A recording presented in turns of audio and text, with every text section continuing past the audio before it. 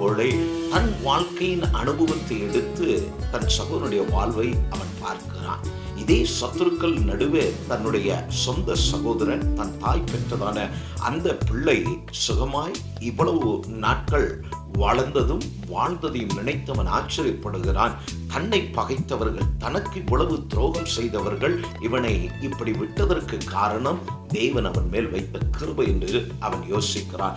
ஏனெனில் இவனை கொண்டு கூட நினைத்தார்கள். ஆனாலும் தெய்வம் அவனுக்கு வாக்கு கொடுத்த அந்த சொப்பனத்தை வாக்கு தத்துவம் அவனிடத்தில் இருந்தபடினாலே அவனை கொண்டு கூட முடியாமல் அவனை விற்று போட்டார்கள், அவனை பகைத்தார்கள்.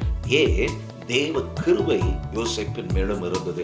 அதே போல தன் சகோதரனாகிய பெஞ்சமின் மேலும் தேவன் கிருபையாய் இருந்தபடியினாலதான் இத்தனை காலம் அதே சத்துருக்களின் நடுவே அவன் காக்கப்பட்டு வந்திருக்கிறான். அதனால் தான் அந்த வார்த்தை பயன்படுத்துகிறான். தேவன் உனக்கு கிருபை செய்ய கடவர். இம்மட்டும் உங்களுக்கு உதவின நல்ல எபினேசராகி நம்முடைய தெய்வம் இனிமேலும் இந்த நாளிலே நீங்கள் செய்கிற காரியங்களிலே உங்களை கிருபை செய்ய கடவர். எத்தனை முயற்சித்தும் தடைகள், எவ்வளவு ஜெபித்தும், எத்தனை நபர்கள் ஜெபித்தும், எத்தனையோ ஊழியர்கள் ஜெபித்தும், சபை ஜெபித்தும், எத்தனையோ போராட்டத்தின் மத்தியிலே கடந்து வந்தோம். இன்னும் நீங்கள் மடிந்து போகாமல் இருப்பதன் ரகசியம் தேவ கிருபை உங்கள் மேல் இருக்கிறது.